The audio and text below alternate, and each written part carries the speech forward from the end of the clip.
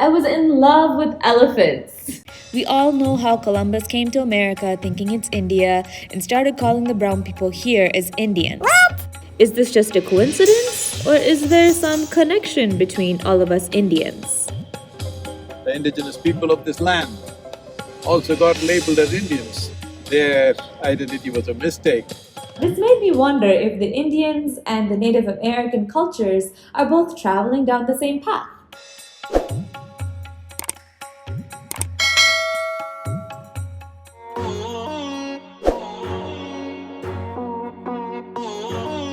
Today is one of those once-in-a-year days.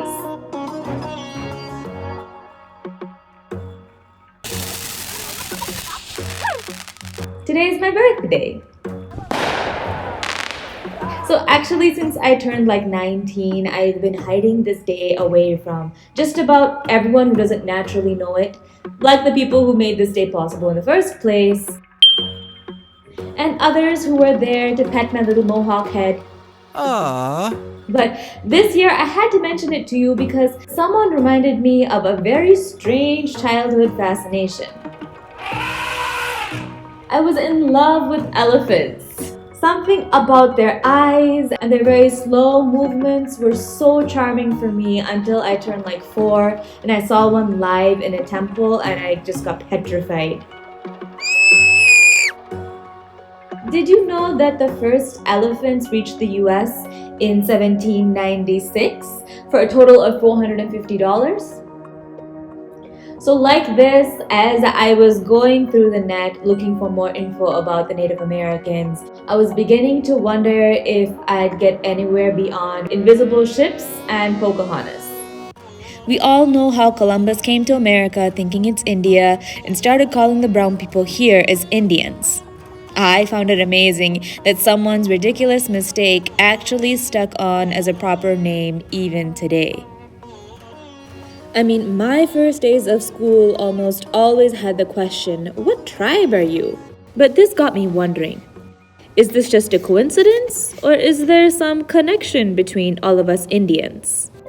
The indigenous people of this land also got labeled as Indians. Their identity was a mistake. The Indian spiritual process is highly sophisticated. We've had enormous amount of time to dwell upon and evolve various systems. We build structures to enclose human experience in different ways.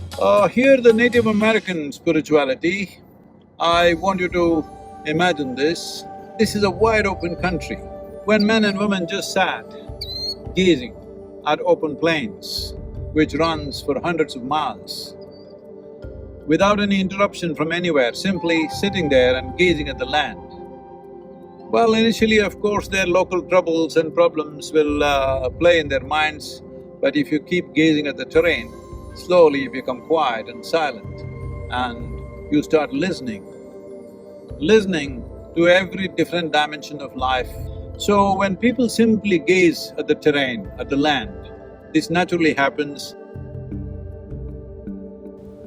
Native Americans could gaze at the land for so long because they were in love with it. And I have experienced something similar before in my life too. When I was living in India, I did something called Prithvi Prema Seva, which we basically just got our hands into the mud.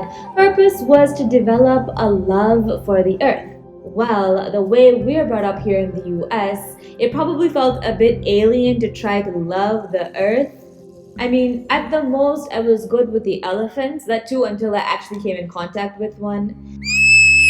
But after a while of doing this, my body very naturally responded in a loving way. Not like how you would love a puppy or an elephant, just a kind of connection. In Indian dance, we always bow down to Mother Earth or Bhumi Devi before dancing on it. We're told to continuously practice until we feel the inherent connection between our feet and the earth. But it usually takes 8 to 10 years of practice to experientially feel it. So that's why both Indians and Native Americans created elaborate stories for children to emotionally connect to nature right from the beginning of their lives. Many Native American tribes call the earth as mother, father, grandmother. There's even a cute Cherokee story about the sun, how he's harsh to his grandchildren. He thinks they're ugly because they're always frowning when they look up at him. But the moon, she loves her younger brothers because they always have a pleasant smile when they look up at him. It's just like in Kerala when my aunts and uncles used to sing songs about Ambali Maman, just to trigger that sense of connection and even like a playful relationship. So because they've got this huge connection with everything around them, that's why it was so painful when they were forced to move off their land. Otherwise, for such strong people, just to make a simple move isn't really a big deal, but for them, their land is everything. One thing that stands out about the Native American culture is their love for land. It is even inappropriate to say love for land because it is not that they love the land, they are the land. Even you and me are land, but most people don't get it till you bury them, that we are land. We are just an outcrop of land, which can prance around a little bit, but still land. This is a piece of land. So this is a culture which lived consciously as land and always willing to be one with land. Well, that kind of sensitivity needs to come back. This dimension of their spirituality is very relevant for today and tomorrow, for this generation and the next, that people live understanding, knowing, being conscious that we are just land. Only if land is good, we are good. Only if the soil is good, we are good. And this approach to the land and earth made them so strong that even the European invaders that came to conquer them were writing praises about their robust physique. That's also because they were walking many miles a day, and because of this connection with the earth, they had this intuitive understanding of how to handle nature's upheavals. Even President Andrew Jackson enlisted some 900 Native Americans to fight with him. He even had a handful of Cherokee men as his bodyguards. It seems he was heard to be saying, "Where are my Cherokees?" Sounded just like how the Indians used to serve as bodyguards and soldiers for the British Royal. This made me wonder if the Indians and the Native American cultures are both traveling down the same path.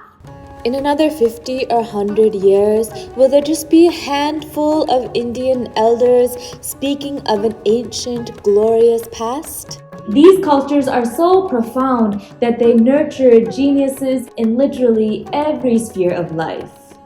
I guess the only way to keep these cultures alive is to keep refreshing them and making them relevant for today.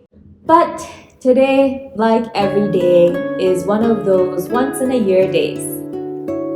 It's a birthday, a good day to remember, love, and honor the mother from which we are all born.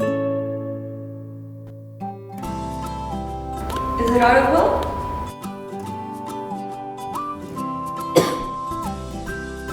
Anyway, please subscribe to my YouTube channel and give the bell a ring too.